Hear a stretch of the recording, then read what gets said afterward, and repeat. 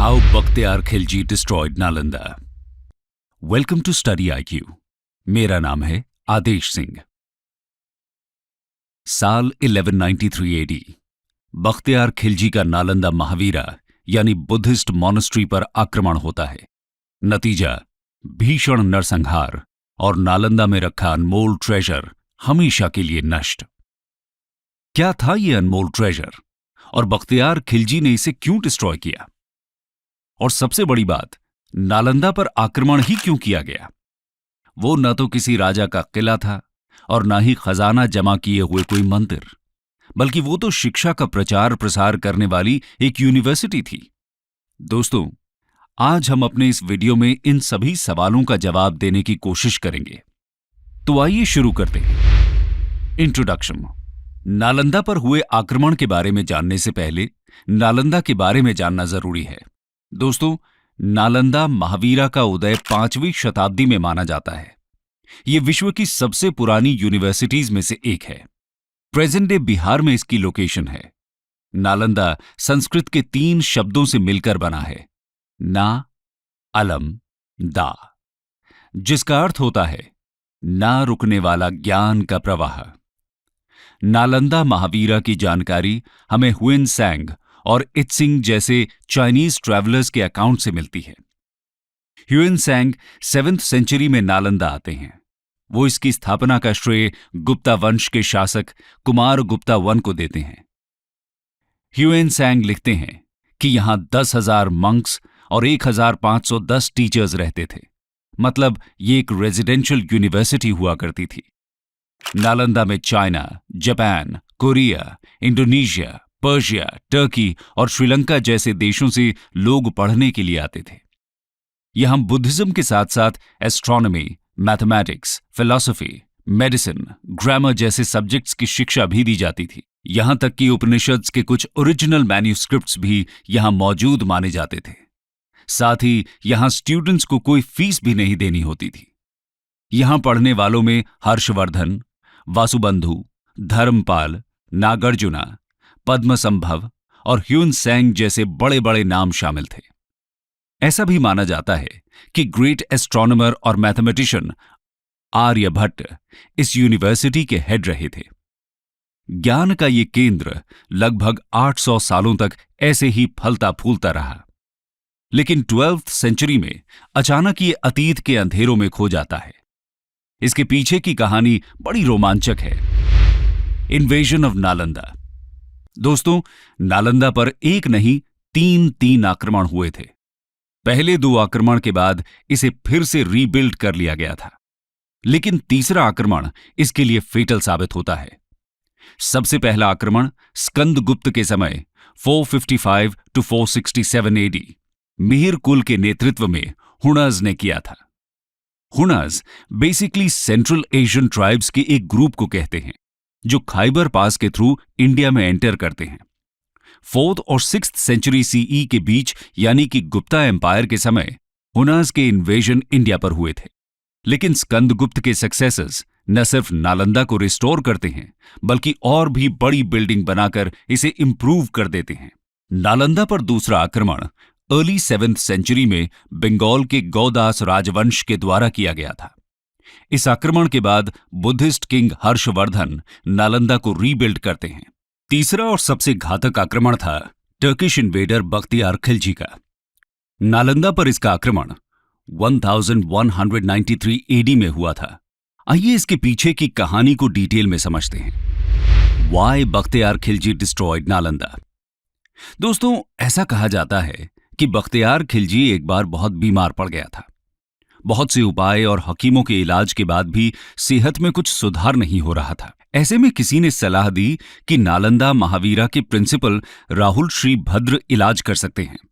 एक बार उनसे इलाज कराकर देखा जाए। बख्तियार खिलजी को किसी गैर मुसलमान से इलाज कराना मंजूर नहीं था, इसलिए वो इस सलाह को पहले नजरअंदाज कर देता है।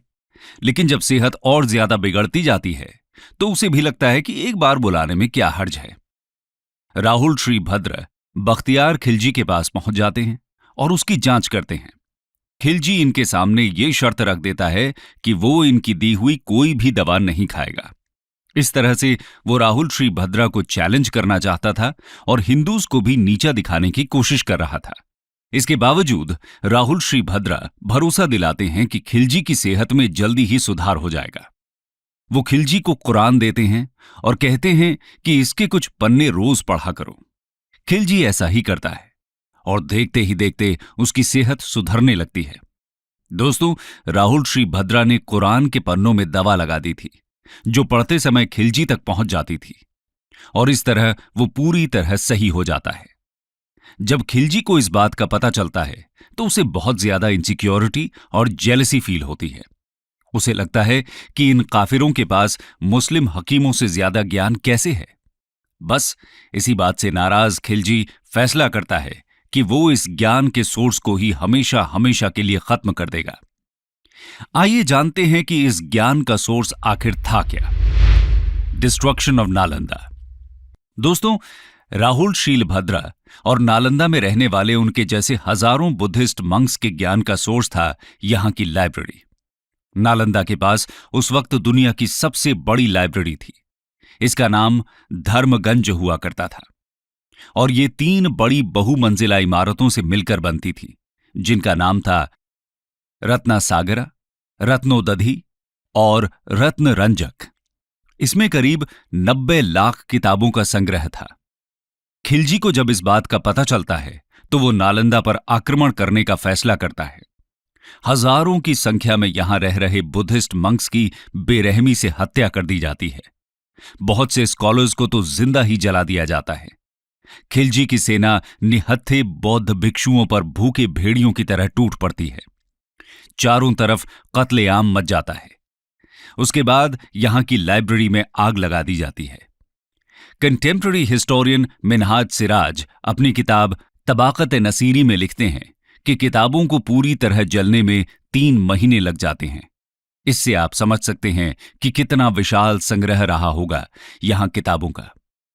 इनमें से बहुत सारी मैन्युस्क्रिप्ट्स यहां ओरिजिनल फॉर्म में थीं, जो कि दोबारा कभी रिकवर नहीं की जा सकी।